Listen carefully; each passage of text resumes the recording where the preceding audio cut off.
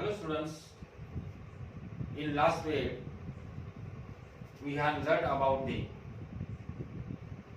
life process in living organism part first. Now today we are going to the study about the chapter number 4, environmental management.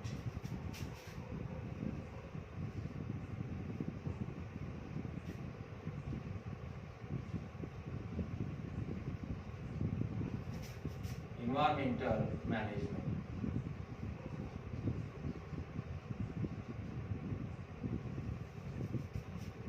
पाठीमागच्या तासाला आपण सजीवामधील जीवन प्रक्रिया भाग 1 हा अभ्यासलेला आहे. आज आपण the science and technology part 2 मधला जो चौथा चॅप्टर आहे एन्व्हायरमेंटल मॅनेजमेंट म्हणजेच काय तर पर्यावरणीय व्यवस्थापन याचा आपण आज अभ्यास करणार आहोत. विद्यार्थी मित्र हो, तुम्हाला माहित आहे पर्यावरण म्हणजे काय. What is mean by the environment? Everything around us it is called as a environment. म्हणजे आपल्या सभोवताली जे काही घटक आहेत त्या सर्व घटकांना मिळून आपण काय म्हणतो पर्यावरण म्हणतो. तत्पूर्वी सुरुवातीला काय सांगितले, काही प्रश्न विचारलेले.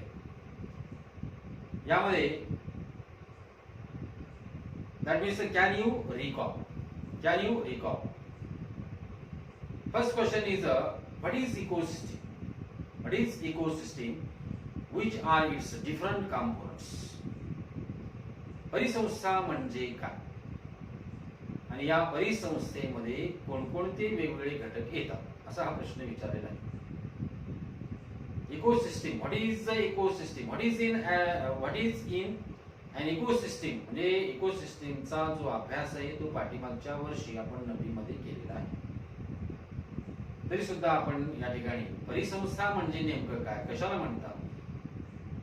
Biotique and abiotic factors and their interaction with one another together form an ecosystem. परिसंस्था म्हणजे काय तर परिसंस्थेमध्ये जैविक आणि अजैविक घटकांचा समावेश होतो आणि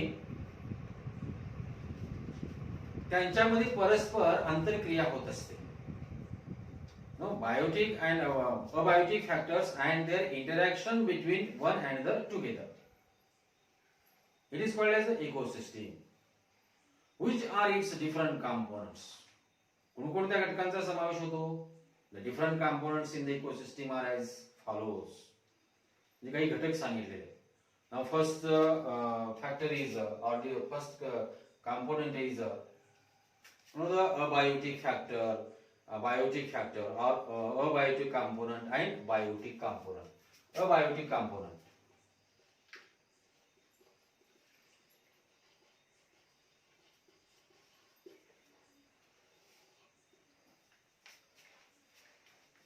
The different components in the ecosystem is as follows. Now the first component is a abiotic component. In abiotic component, which factors are involved? The air, water, soil, sunlight. Air, water, soil, sunlight, and extra. These components are involved in the abiotic components. And number second is a biotic component.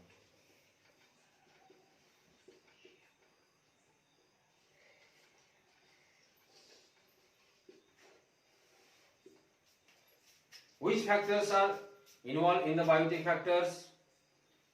For example, is all the types of the living organism like the bacteria, fungi, plant.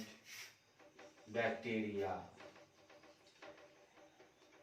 fungi, plants and animals.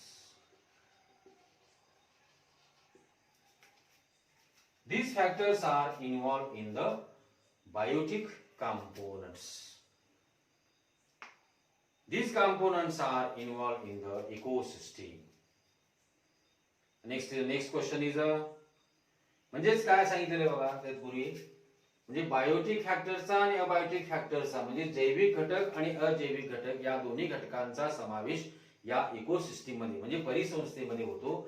आणि त्याच्यामध्ये abiotic components म्हणजे जे काही जैविक घटक आहेत अजैविक घटक आहेत, या अजैविक घटकामध्ये हवा असेल, पाणी असेल, माती असेल किंवा सूर्यप्रकाश असेल, या घटकांचा समावेश अजैविक घटकामध्ये होतो. आणि दुसरा जो घटक आहे तो आहे बायोटिक कंपोनंट म्हणजे जे काही जैविक घटक आहेत त्या जैविक घटकामध्ये कोणकोणत्या घटकांचा समावेश होतो, त्यामध्ये आहे जीवाणू, त्यानंतर फंगी, त्यानंतर प्लांट्स अँड अॅनिमल्स म्हणजे वनस्पती आणि प्राणी यांचा समावेश होतो. या वेगवेगळ्या घटकांचा समावेश या अबायोटिक कंपोनंट्स आणि बायोटिक कंपोनंट्स मध्ये होतो. The second question is which are the types of the consumers and what are the criteria for their the classification? Which are the types of the consumers? म्हणजे पोषणाच्या वेगवेगळ्या पद्धती कोणत्या आहेत आणि what are the criteria for their classification म्हणजे कोणता वर्गीकरण करण्यासाठी कोणत्या घटकांचा या ठिकाणी निकष लावलेला आहे. आता वेगवेगळे जे काही कंझ्युमर्स आहेत हे आपण पाठीमागच्या वर्षी नववीला शिकलेलो आहोत. म्हणजे याच्यामध्ये प्रायमरी कंझ्युमर असेल, सेकंडरी कंझ्युमर असेल किंवा टर्शरी कंझ्युमर्स आहे असेल किंवा त्यालाच आपण अपेक्ष कंझ्युमर असं म्हणतो. प्रायमरी कंझ्युमर म्हणजे प्राथमिक भक्षक आहे, द्वितीय भक्षक आहे, सर्वोच्च भक्षक आहे. Apex consumers are the different types of the consumers and these types are the according to the trophic level to which they belong. म्हणजे जी काही पोषण पातळी आहे त्या पोषण पातळीचा या ठिकाणी म्हणजे जे काही वर्गीकरण आहे ते वर्गीकरण करण्यासाठी ही पद्धत या ठिकाणी वापरण्यात आलेली आहे. Next question is what may be the relationship between the lake and birds or tree. What may be the relationship म्हणजे याच्यामध्ये काय संबंध आहे, एकमेकांमध्ये जे काही संबंध सांगितले कशामध्ये, between lake and birds or trees. Lake and birds or tree म्हणजे जे काही सरोवर आहे किंवा त्यानंतर जे काही पक्षी आहे यांच्यामध्ये परस्पर संबंध कसा आहे असा प्रश्न विचारलेला आहे. The birds on the tree depends upon the aquatic organism. जो काही पक्षी आहे तो पक्षी कशावर अवलंबून आहे, एक्वॅटिक ऑर्गॅनिझम वरती म्हणजेच काय जलचर प्राण्यावरती तो अवलंबून असतो. In the lake for this feeding birds stay on the trees म्हणजे ते सरोवराच्या ठिकाणी जे काही झाड असतं त्या झाडावर तो पक्षी त्या ठिकाणी राहत असतो.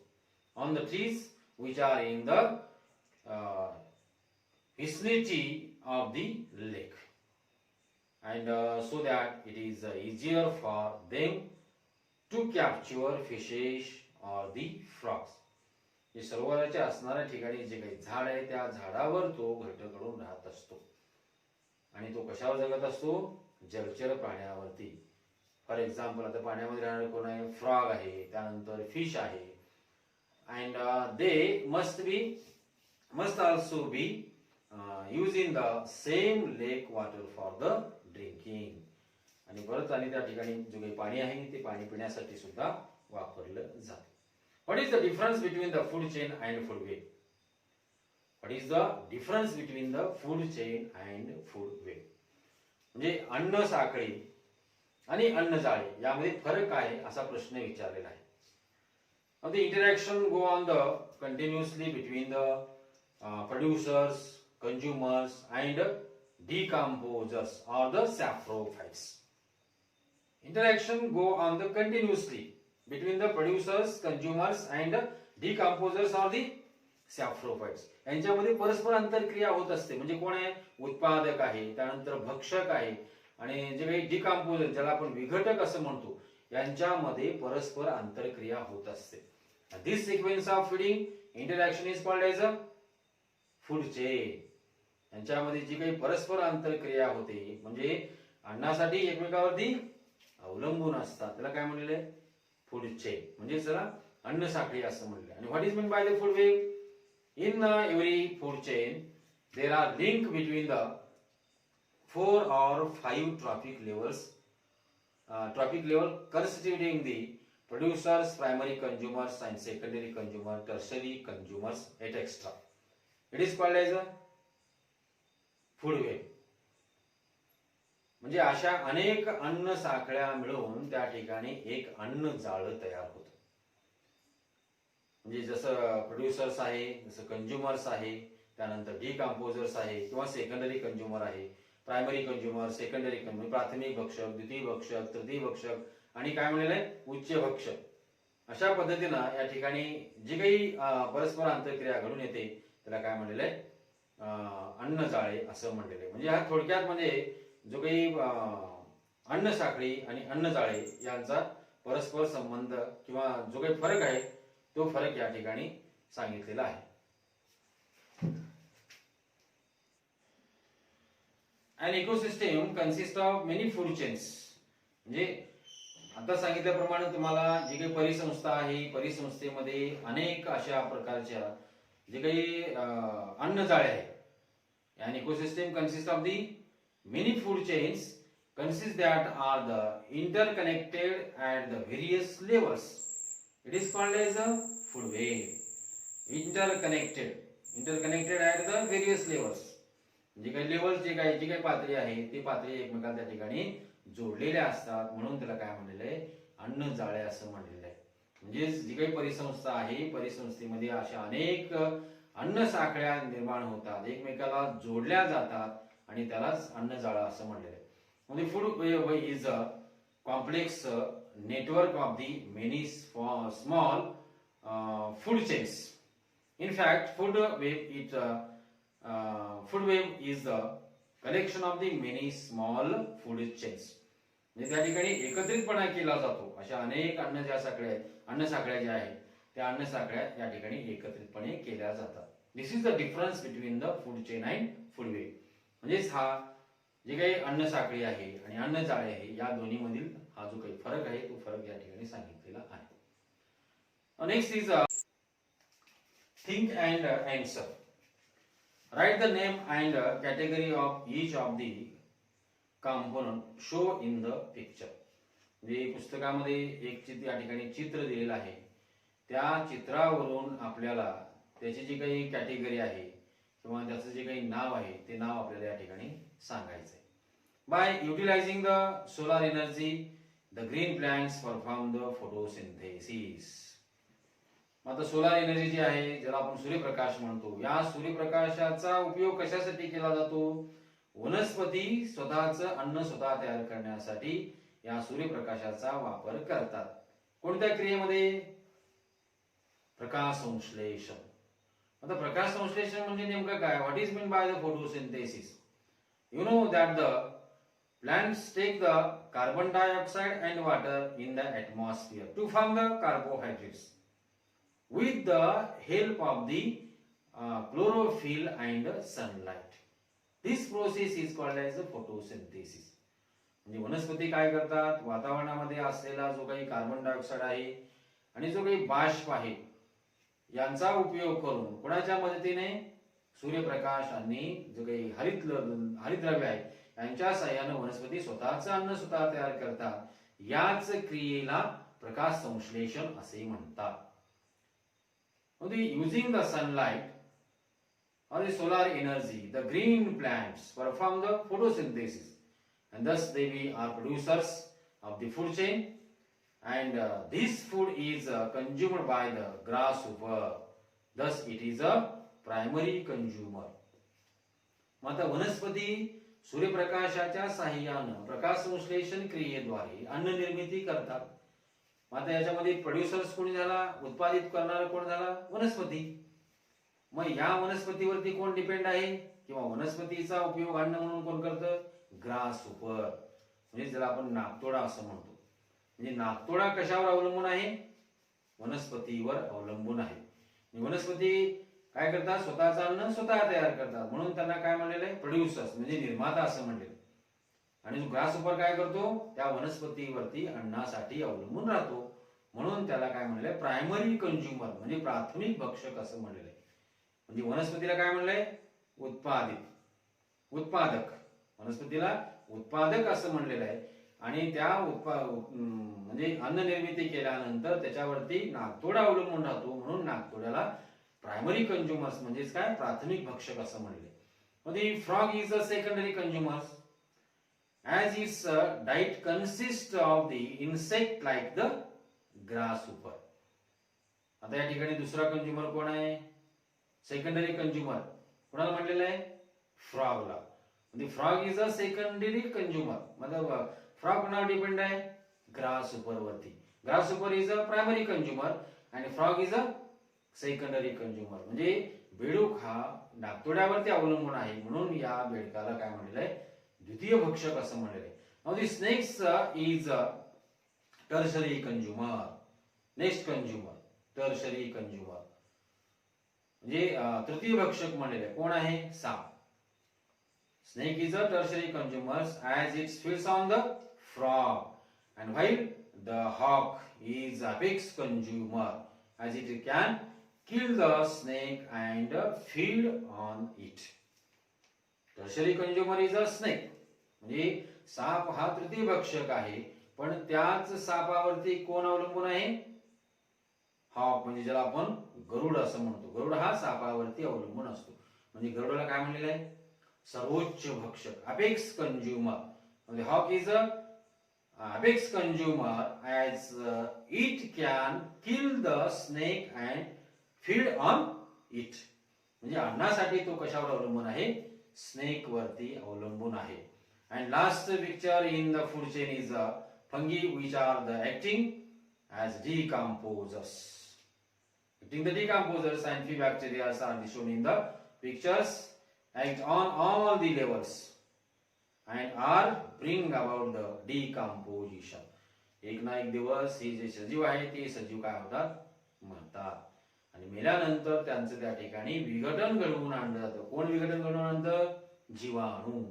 या जीवाणूद्वारे या सजीवांचं त्या ठिकाणी विघटन घडवून आणलं जातं. म्हणजे त्याला काय म्हणलं आपण, decomposers. Decomposers few bacteria are shown in the picture exercise all the levels and are bring about the decomposition. म्हणजे आता ही जी काही अन्न साखळी जी सांगितलेली आहे, म्हणजे सुरुवातीला सांगितलेले आहे ग्रास आहे, त्यानंतर ग्रासहोपर आहे, त्यानंतर फ्रॉग आहे, स्नेक आहे, त्यानंतर ईगल आहे, आणि लास्टला काय सांगितलं आहे, बॅक्टेरिया अँड फंगी. म्हणजे त्याला काय म्हणले, डिकम्पोजर्स. ही जे काही लेवल सांगितलेले आहे बघा, या ठिकाणी सुरुवातीला जो सांगितलेला भाग आहे तो ग्रास आहे. ग्रास, ग्रासवर डिपेंड कोण आहे, ग्रास हुपर. Grass Hooper. आणि ग्रास हुपर वरती कोण डिपेंड आहे, फ्रॉग. फ्रॉग वरती स्नेक, आणि स्नेक वरती कोण डिपेंड आहे, ईगल. आणि या ईगल वरती म्हणजे fungi, bacteria and fungi.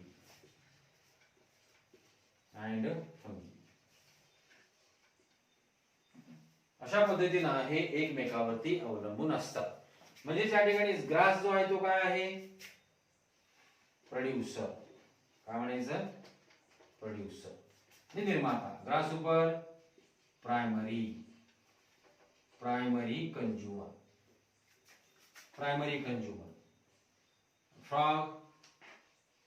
Frog काय, secondary consumer. Snake tertiary consumer. Eagle apex consumer. And lastly bacteria and fungi, decomposers.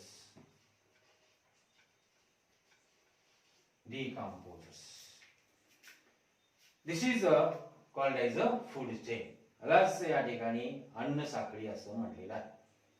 म्हणजे अशा अनेक अन्न साखळ्या मिळून त्या ठिकाणी काय तयार होते, अन्न जाळे तयार होते. हे आपण आताच पूर्वी आपण हे शिकलेलं आहोत. म्हणजे अन्न जाळे आणि अन्न साखळी मधील काय फरक आहे या ठिकाणी सांगितलेलं आहे. हे अन्न जाळे, it is called as a food chain.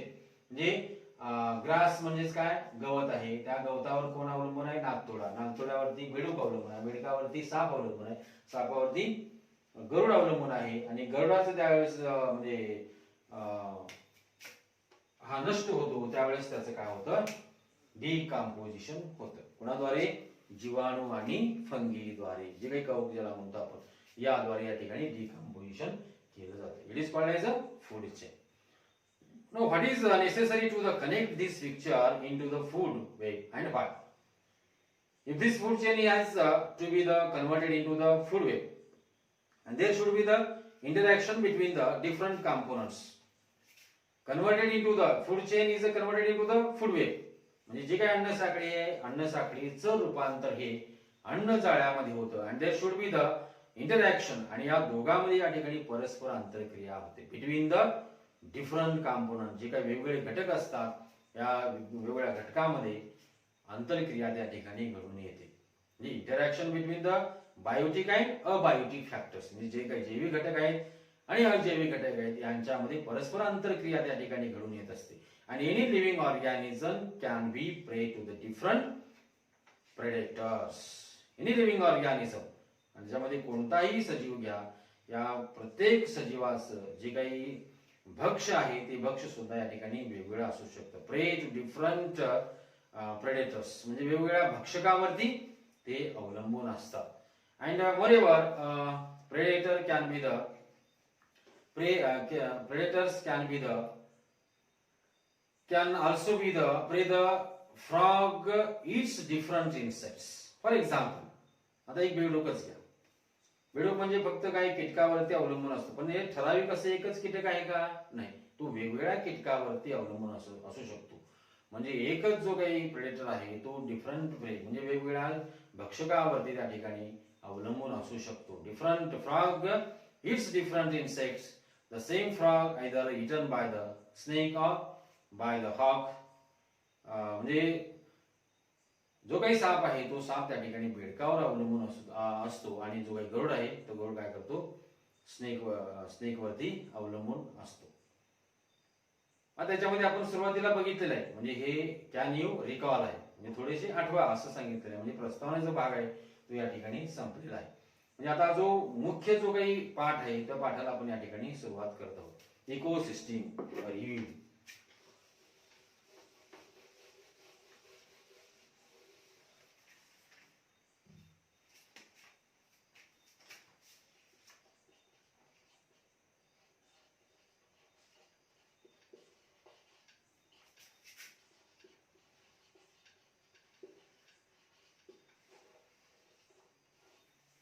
Ecosystem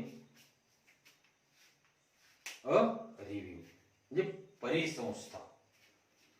तर परिसंस्था म्हणजे काय हे आपण सुरुवातीलाच बघितलेलं आहे. What is in an ecosystem? Biotic and abiotic factors and their interaction with other to form an ecosystem. With each other, biotic and abiotic factors and their interaction between each other, म्हणजे जे काही जैविक घटक आहेत, अजैविक घटक आहेत, या दोन्ही घटकांमध्ये परस्पर आंतरक्रिया घडून येते. आणि ही आंतरक्रिया जी आहे या घडून येण्याच्या क्रियेला काय म्हणतात? इकोसिस्टीम. त्यालाच आपण काय म्हणतो? परिसंस्था असं म्हणतो. आणि every factors has important role to play for the functioning of the ecosystem. म्हणजेच या परिसंस्थेमध्ये प्रत्येक जो काही घटक आहे तो घटक महत्वाचा आहे. म्हणजे हा अजैविक घटक आहे, हा काही कामाचा नाही, किंवा हा जैविक घटक आहे, हा काही कामाचा नाही, असं नाही. म्हणजे प्रत्येक घटक हे कसे आहेत? एकमेकावरती म्हणजे परस्पर त्या ठिकाणी आंतरक्रिया घडून येते, आणि प्रत्येक घटक हा या ठिकाणी महत्वाचा आहे. आपल्याला माहित आहे आता वनस्पती काय आहे? सजीव आहे. वनस्पती सजीव आहे, पण ती कशावर अवलंबून आहे? म्हणजे एक आपण समजा गहू असेल, गव्हाचं बी असेल किंवा तुरीचं बी असेल, हे आपण जर ज्यावेळेस जमिनीमध्ये टाकतो, जमिनीमध्ये टाकत असताना म्हणजे मातीमध्ये आपण टाकतो. माती हे काय? अजैविक घटक आहे. पाणी अजैविक घटक आहे. हवा अजैविक घटक आहे. सूर्यप्रकाश अजैविक घटक आहे. परंतु हे जरी अजैविक घटक असले तरी हे त्या वनस्पतीसाठी उपयोगी आहे. त्यापासून तयार नवीन रोपट जे तयार होतं ते काय आहे? सजीव आहे. मग ते कशावर म्हणजे उगवलं कशावर? मातीमध्ये उगवलेलं आहे. म्हणजे माती हे अजैविक घटक आहे. आणि कशाचा उपयोग केला? पाण्याचा उपयोग केला, हवेचा उपयोग केला, किंवा त्या ठिकाणी सूर्यप्रकाशाचा, हे सगळे अजैविक घटक आहेत. या अजैविक घटकापासून जैविक घटक तयार झाला म्हणजेच काय, दोघांमध्ये परस्पर आंतरक्रिया घडून येते. Interaction between them the biotic factors and abiotic factors. The plants are producers of the ecosystem. म्हणजे वनस्पती हे परिसंस्थेमध्ये काय आहेत, प्रोड्युसर्स आहेत, म्हणजे निर्माता आहेत, उत्पादक आहेत. ते स्वतः अन्न तयार करतात. Plants make their own food. It is called as autotrophs with the help of the process of photosynthesis. म्हणजे प्रकाश संश्लेषण क्रियेच्या साहाय्याने वनस्पती स्वतःचं अन्न स्वतः तयार करतात. म्हणून त्या वनस्पतीला काय म्हणलेलं आहे, उत्पादक असं म्हणलेलं आहे. Plants are producers of the ecosystem and various herbivores like the deer, goats, sheep, cattle, horses, camels, etc. feed upon the producers. Many herbivorous animals or herbivorous living organisms such as deer, cattle, horses, camel, cow, buffalo. Those living organisms are depends upon the grass or the plants for the food. म्हणजे अन्नासाठी या वनस्पतीवर ते अवलंबून असावं लागतं. म्हणजे याला काय म्हणलेलं आहे, शाकाहारी प्राणी असं म्हणतात. Herbivores animals depends upon the grass or the plants or the producers. म्हणजे जो काही निर्माता आहे त्या निर्मात्यावर त्या ठिकाणी त्यांना अवलंबून राहावं लागतं. Now the carnivorous predators for example is a lion, tiger control the population of the herbivores. Control the population of the herbivores. आता हे कुठले प्राणी आहेत, हे कार्निवोरस प्रेडेटर्स म्हणलेले आहेत, ज्याला आपण मांसाहारी प्राणी असं म्हणतो. म्हणजे हे मांसाहारी प्राणी काय करत असतात, जे काही हर्बिवोरस एनिमल्स आहेत किंवा लिव्हिंग ऑर्गॅनिझम्स आहेत, म्हणजे जे शाकाहारी प्राणी आहेत, त्या शाकाहारी प्राण्यांचं जे काही पॉप्युलेशन आहे, जी काही संख्या आहे, ती संख्या नियंत्रित ठेवण्याचं कार्य करतात. Control the population of the herbivores and the decomposers and scavengers like the caterpillars, termite, and there is insects present in the dung carry out the decomposition. Dung carry out the decomposition and thus clean the environment.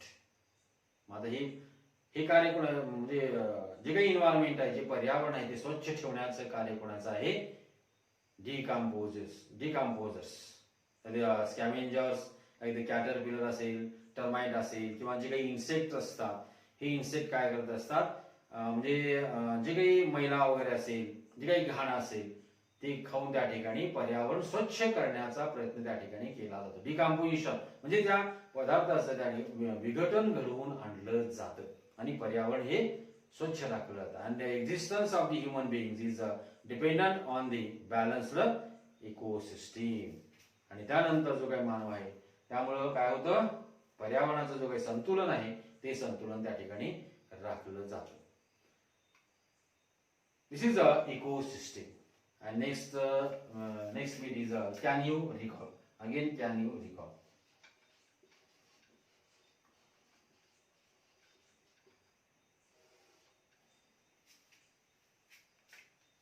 In this, can you recall some questions? Now, the first question is, which are the different traffic levels in the food chain? जी काही अन्न साखळी आहे, त्या अन्न साखळीमध्ये कोणकोणत्या पातळींचा समावेश होतो, असा प्रश्न विचारलेला आहे. Which are the different traffic levels?